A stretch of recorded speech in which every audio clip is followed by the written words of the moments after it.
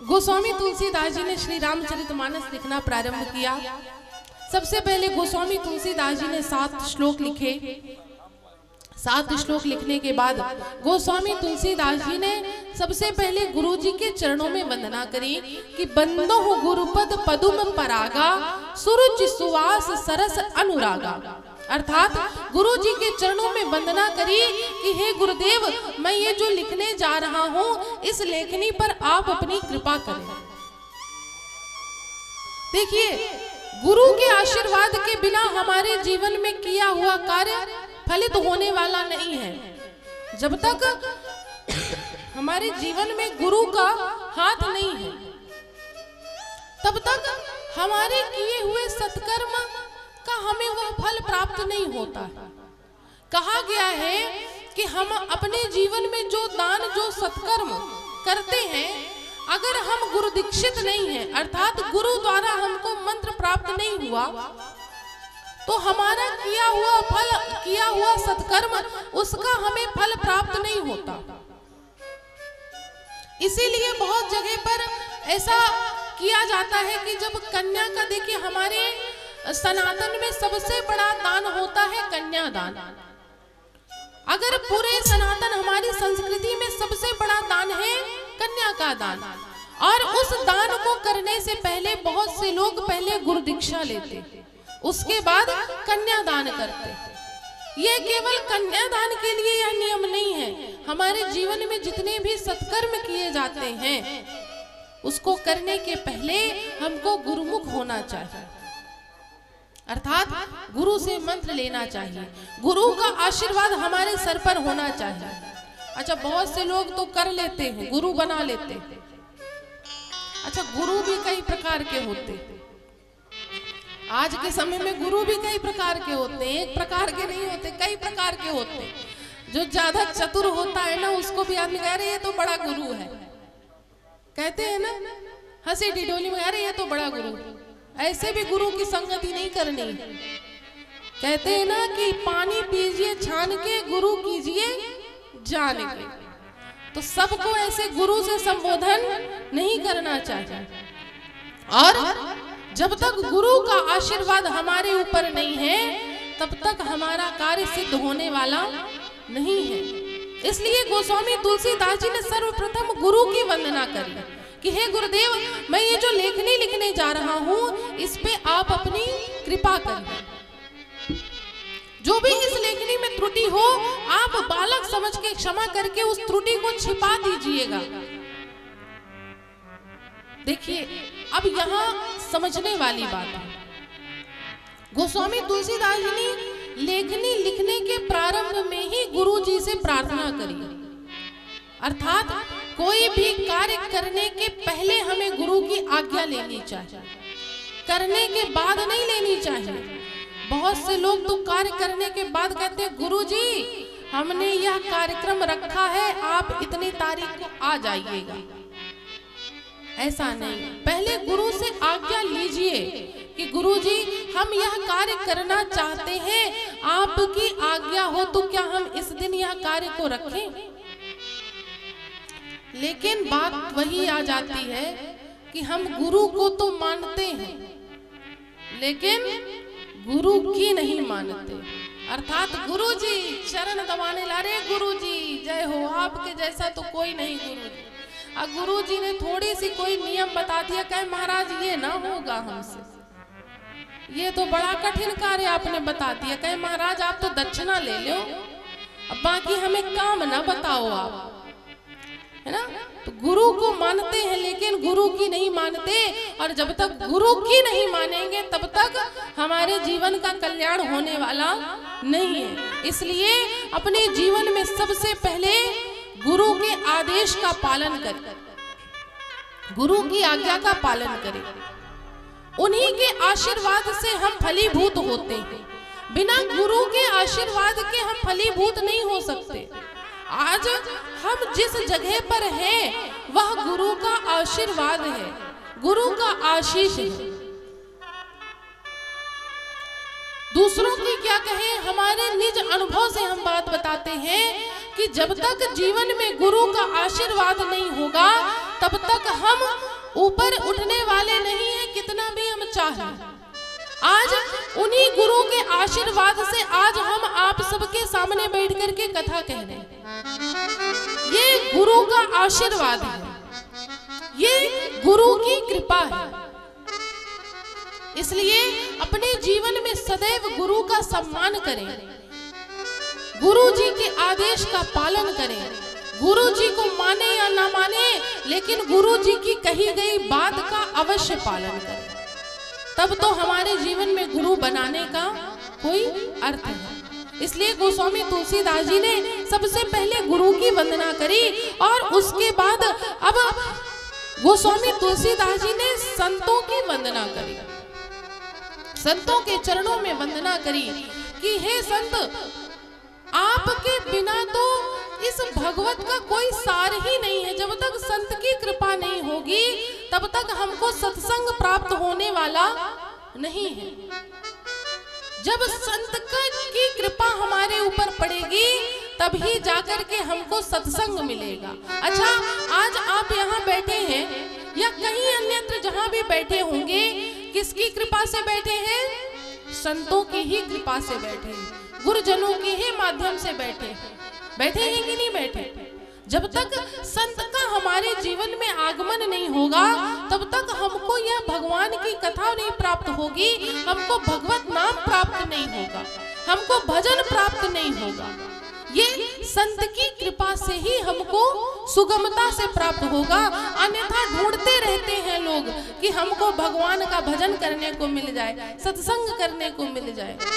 बहुत से शहरों में या ये कहें विदेशों में तो लोग ढूंढते हैं कि हमें कहीं एक दिन का सत्संग मिल जाए, एक दिन का भजन करने को मिल जाए, क्योंकि वहां अभी संतों का अभाव है। और हमारे इस भारत देश में संत ही संत हैं। और जब संत की कृपा हमारे जीवन में पड़ जाए तो हमको सत्संग ढूंढने कहीं नहीं जाना, केवल संत का संग कर लीजिए, सत्संग आपको स्वतः ही प्राप्त हो जाएगा। इसीलिए कहते हैं क्या, अरे संतन के संग लाग रे, अरे संतन के संग लाग रे, तेरी अच्छी बनेगी। संतन के संग लाग रे, तेरी अच्छी बनेगी। संतन के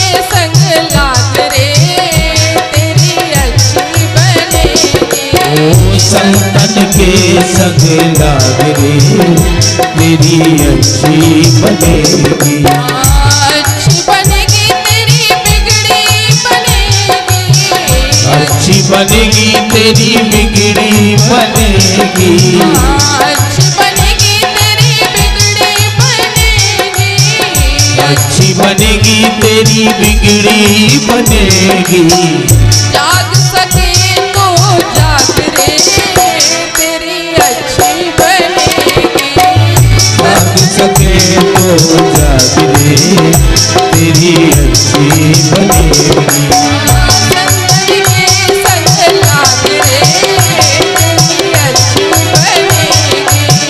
संतन के संग लाग रे, तेरी अच्छी बनेगी।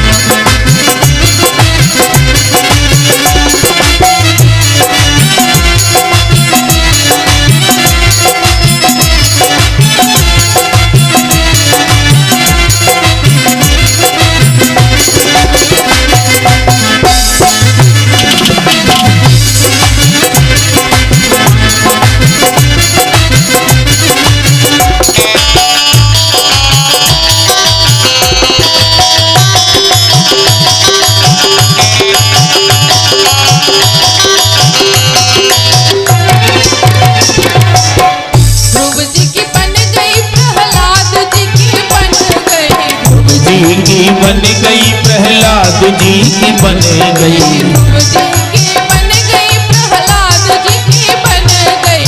ध्रुव जी की बन गई, प्रहलाद जी की बन गई। हरि कीर्तन में लागने तेरी अच्छी बनेगी। संतन के संग लाग रे तेरी अच्छी बनेगी।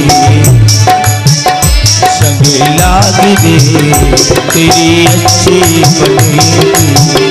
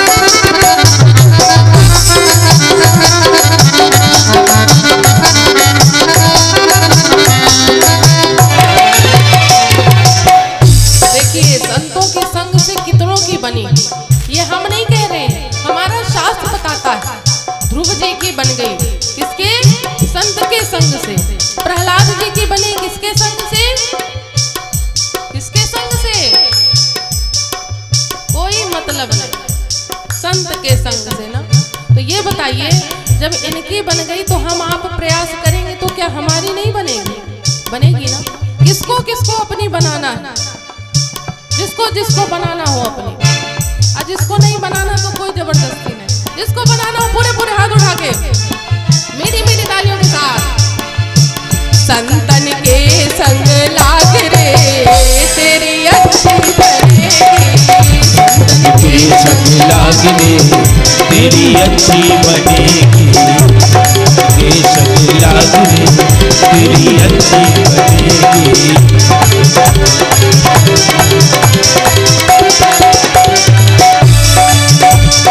अच्छी बनेगी तेरी बिगड़ी बनेगी। अच्छी बनेगी तेरी बिगड़ी बनेगी। बिगड़ी बनेगी तेरी किस्मत जगेगी। कोई तेरो बड़ो भाग तेरी करके संग लाग रे तेरी अच्छी बनेगी। संतर के संग लाग रे तेरी अच्छी बनेगी। संतर के संग लाग रे तेरी अच्छी बनेगी। बोल दे श्री आनंद कंद भगवान की जय। इसलिए हमें आपको संत का संग अवश्य करना चाहिए। बिना संत के संग के हमको ठाकुर जी की कृपा प्राप्त होने वाली नहीं है। इसीलिए गोस्वामी तुलसीदास जी ने इसी मानस में लिखा है जो श्री राम जी ने बोला। किसने बोला है? श्री राम जी ने, कि प्रथम भगति संतन कर संगा। उन्होंने पहले अपनी कथा कहने को नहीं कहा है, उन्होंने कहा है कि मेरी पहली भक्ति है संत का संग, और जब आप संत का संग करेंगे तभी आपको सत्संग प्राप्त होगा। कि प्रथम भगति संतन कर संगा, दूसर रतिमम कथा प्रसंगा। जब आप संत का पहले संग करिए तब आपको मेरा सत्संग प्राप्त होगा। इसलिए हम आपको संत का संग अवश्य करना चाहिए। और हम आप तो इतने बड़भागी हैं महाराज कि यहाँ पर तो संतों ही संतों का संग करने को मिल रहा है। अब अगर इस पुण्य अवसर से भी हम वंचित रह जाएं तो हमसे बड़ा दुर्भाग्यशाली और कोई नहीं हो सकता। देखिए, जो बात कहते हैं सत्य कहते हैं, थोड़ी सुनने में बुरी लग जाए, थोड़ा ज्यादा बुरा नहीं कहते हैं। ज्यादा बुरा लग जाएगा तो कल से बैठेंगे ही नहीं सुनने के लिए, है ना। ऐसा कहे कि कह भी दे और सामने वाले को बुरा भी ना लगे, तब तो कहा गया, है ना। पता चला कह दे ज्यादा, अभी उठ के चलते कहे अब कल से नहीं सुनने आएंगे, बड़ा बुरा कह देते, है ना सोनी जी। इस मामले में हमारे सोनी जी बड़े उस्ताद हैं। देखिए, हम आप कितने सौभाग्यशाली हैं व्यक्ति एक संत के संग से भगवान के भजन को प्राप्त करता है, सत्संग को प्राप्त करता है। और हम आप तो इतने बड़भागी हैं कि 1 माह के लिए हम आप कितने बड़े बड़े संतों के दर्शन कर रहे हैं, उनका संग प्राप्त करने को मिल रहा है, उनसे सत्संग करने को मिल रहा है। अब हम आपसे बड़ा बड़भागी और कोई नहीं है। लेकिन जब इसका हम सदुपयोग करेंगे तब भगवान ने तो कृपा कर दी संतों का संग दे करके, लेकिन अब आप मन में ये सोचिए, विचार करिए कि क्या हम संतों के संग में सत्संग कर रहे हैं कि नहीं कर रहे हैं।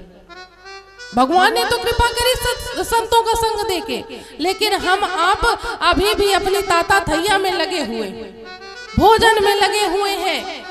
पहले भोजन फिर भजन, बिना भोजन के भजन नहीं होता कहते हैं। लेकिन देखिए, भोजन भी जरूरी है शरीर में। ऐसा नहीं है कि आप लोग भोजन ही त्याग दीजिए, भोजन करिए लेकिन साथ में भजन भी करिए। लेकिन भोजन तो कर लिया, अब भोजन के बाद नींद बड़ी अच्छी आती है। अब तो सो गए, अब जो भजन का समय था वो सोने में चला गया। अब जब जागे तो फिर थोड़ी भूख लगाई तो ले आओ, थोड़ी सी चाय हो जाए और थोड़ी सी आलू और सेक लो तो बस पा लिया जाए, फिर भजन में लगे। इतने में पता चला कि 2 लोग अगल बगल वाले आ गए, बैठ गए। और भैया कैसे बहू है, ठीक है, भोजन वोजन दे रही है, माताओं के साथ ज्यादा होता है। अरे क्या बताएं बहन, एक दिन दे दी, दूसरे दिन से कहती है कि अब आपन देखो मम्मी जी। तो जो भजन का समय था वो चला गया। भोजन के समय में तो भोजन मिला, लेकिन भजन के समय में सब सीताराम हो गया। इसलिए भोजन और भजन का एक समय बनाइए, उस समय पर भोजन करिए और उसी समय पर भजन करिए। और ज्यादा समय जिस कार्य के लिए आप आए हैं वह करिए, अर्थात भजन, अर्थात संतों का संग। लेकिन कहते हैं बहुत से लोग तो कहते हैं अरे हम इतना संतन का संग करे हैं, इतना महात्मन के चक्कर में पड़े हैं, जहां जाओ तो वहां दक्षिणा देनी पड़ती है, इसीलिए संतन से भैया दूर रखो। सही बात है सोनी जी। दमालू हमसे पवा ले संत, हम दमालू पवा देंगे, लेकिन दक्षिणा न मांगे हमसे संत। दमालू तो हम बढ़िया मसाला डाल के पवा दे, कहे उसमें मेहनत नहीं लगनी है, उसमें तो मेहनत उनकी देवी जी की लगेगी, अर्थात उनकी धर्म पत्नी जी की। इसलिए भोजन के साथ साथ भजन भी आवश्यक है।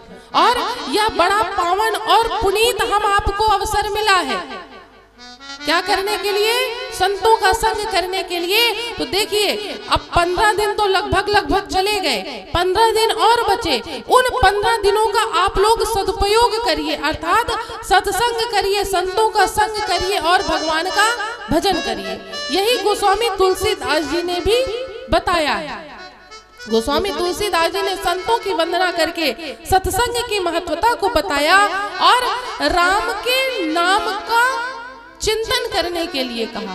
अर्थात कहा है कि इस कलिकाल में अगर कोई सबसे बड़ा है तो वह है राम का नाम। राम जी से भी बड़ा है राम का नाम। अगर इस कलिकाल के भव सागर रूपी जाल को, सागर को पार करना है ना, तो आप क्या करिए, राम के नाम रूपी नाव में बैठिए, तो आप इस संसार के भव के सागर को पार कर जाएंगे। कि कलयुग केवल नाम आधारा, सुमिर सुमिर नर उतर ही पारा। इस कलिकाल को अगर आप चाहते हैं कि सुगमता से निकल जाए, तो आपको भगवान का नाम लेना। इस कलिकाल में नाम ही प्रमुख है। क्या है? नाम प्रधान है। द्वापर में सतयुग में, त्रेता में व्यक्ति को हजारों वर्ष तक तपस्या करनी पड़ती थी, हजार वर्ष तक तपस्या करते थे, तब जाकर के भगवत प्राप्ति होती थी। लेकिन इस कलिकाल में सबसे सुगम कार्य भगवान ने बनाया है। केवल आपको कुछ नहीं करना, ना आपको तपस्या करनी हजारों वर्ष, ना आपको यज्ञ करवाने, ना आपको कुछ करना, आपको केवल एक काम करना है, भगवान का नाम लेना है। लेकिन इस कलिकाल में सबसे कठिन कार्य है भगवान का नाम लेना।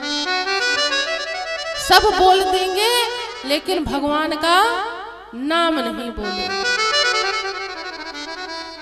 कुछ भी हो जाए लेकिन भगवान का नाम मुख से निकलने वाला नहीं है।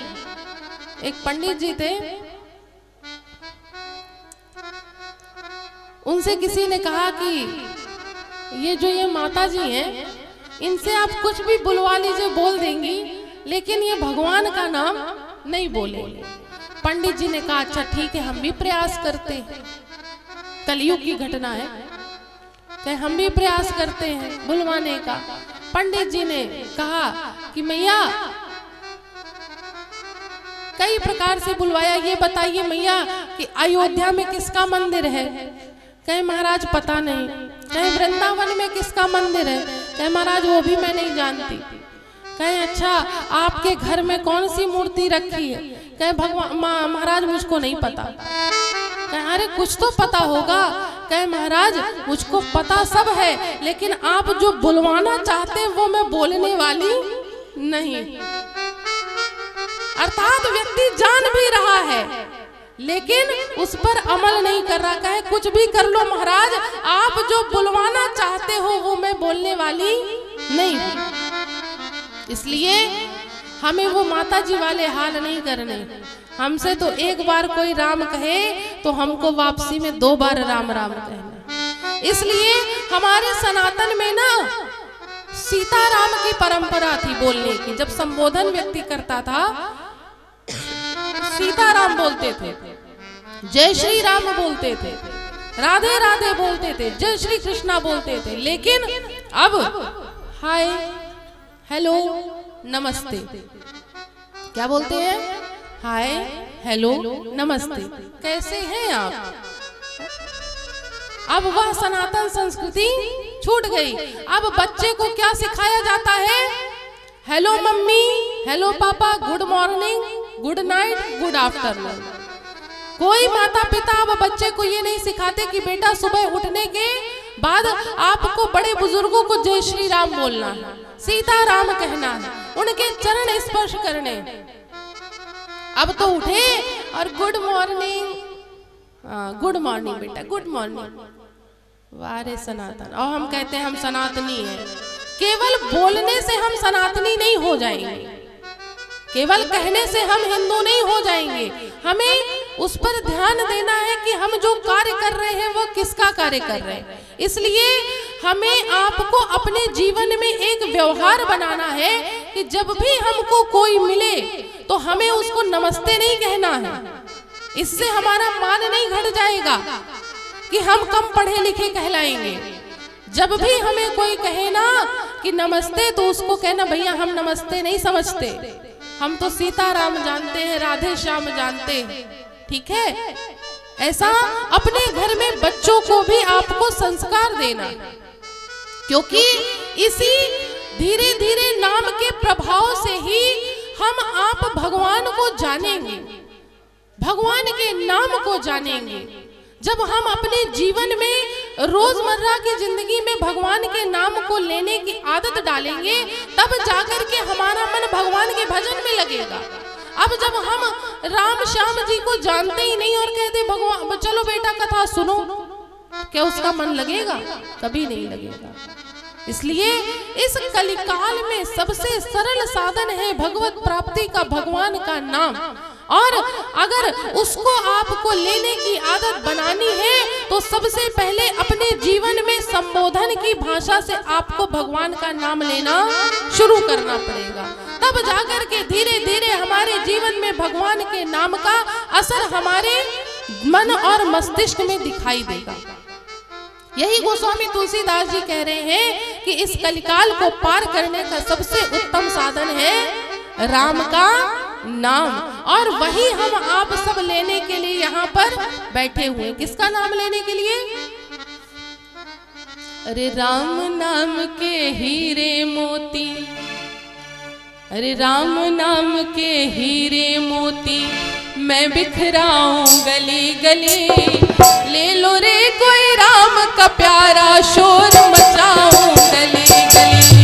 राम नाम के हीरे मोती मैं बिखराऊं गली गली, ले लो रे कोई राम का प्यारा शोर मचाऊं गली गली। राम नाम के हीरे मोती मैं बिखराऊं गली गली, राम नाम के हीरे मोती मैं बिखराऊं गली गली, ले लो रे कोई राम का प्यारा शोर मचाऊं गली गली। ले लो रे कोई राम का प्यारा शोर मचाऊं गली गली।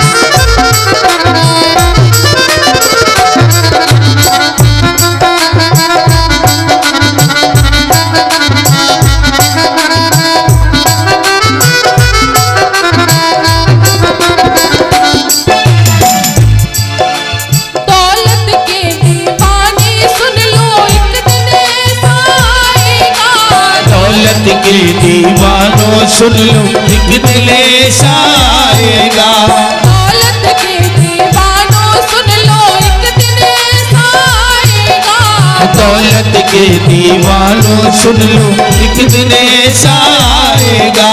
धन दौलत और रूप खजाना यही धरा रह जाएगा, धन दौलत और रूप खजाना यही धरा रह जाएगा, धन दौलत और रूप खजाना यही धरा रह जाएगा, धन दौलत और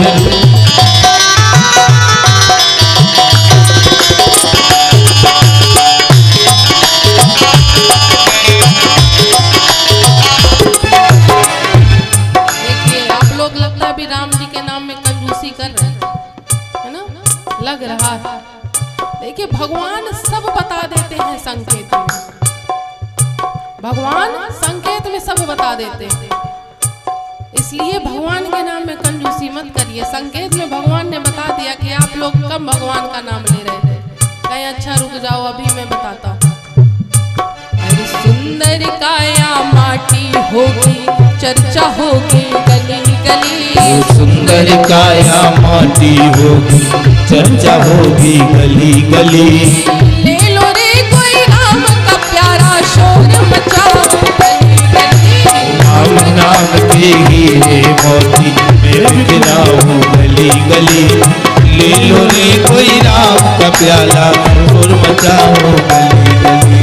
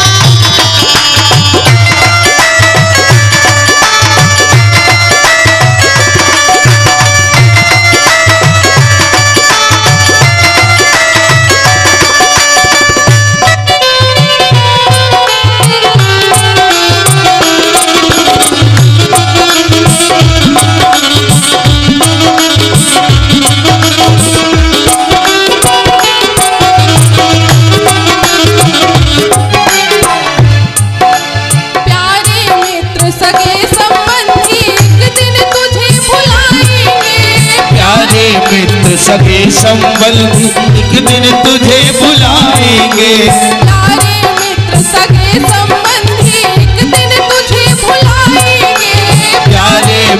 सगे संबल भी एक दिन तुझे भुलाएंगे। कल तक अपना जो कहते थे अग्नि पर सुलाएंगे। कल तक अपना जो कहते थे अग्नि पर वो सुलाएंगे। कल तक अपना जो कहते थे अग्नि पर सुलाएंगे। कल तक अपना जो कहते थे अग्नि पर वो सुलाएंगे। जगत सराय 2 दिन की है, अरे जगत सराय 2 दिन की है, आखिर होगी चला चलेंगे। ले लो रे कोई राम का प्यारा शोर मचाओ गली गली। ले लो ले कोई राम का प्याला शोर मचाओ गली गली।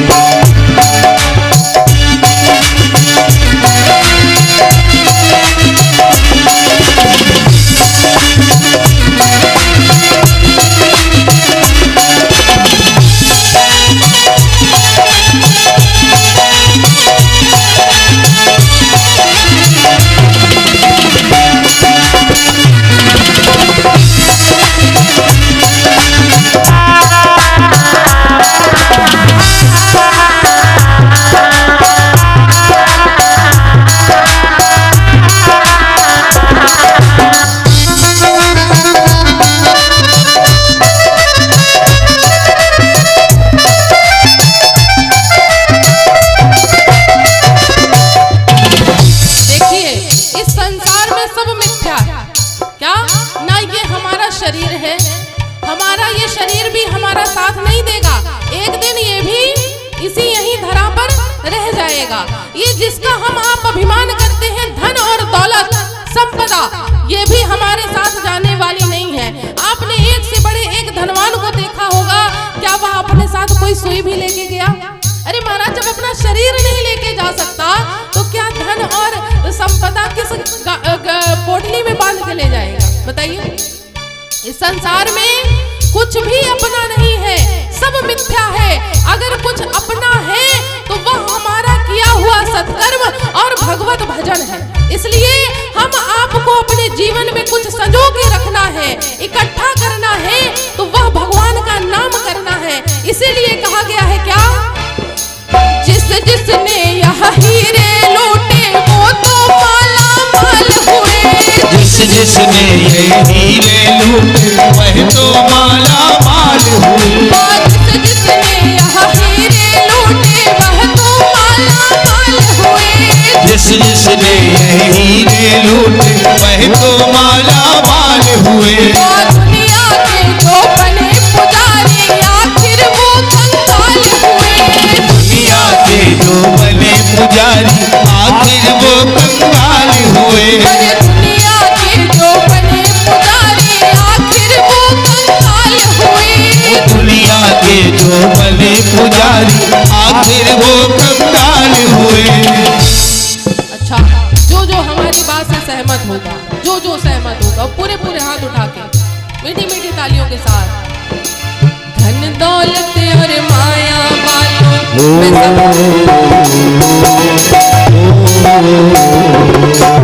धन दौलत और माया वालों मैं समझाऊं गली गली। ले लो रे कोई राम का प्यारा शोर मचाओ गली गली। राम नाम के हीरे मोती मैं बिखराऊं गली गली। ले लो रे कोई राम का प्याला शोर मचाओ गली गली। राम नाम के हीरे मोती मैं बिखराऊं गली गली। ले लो रे कोई राम का प्याला शोर मचाओ गली गली। ले लो रे कोई राम का प्याला शोर मचाओ गली गली। ले लो रे कोई राम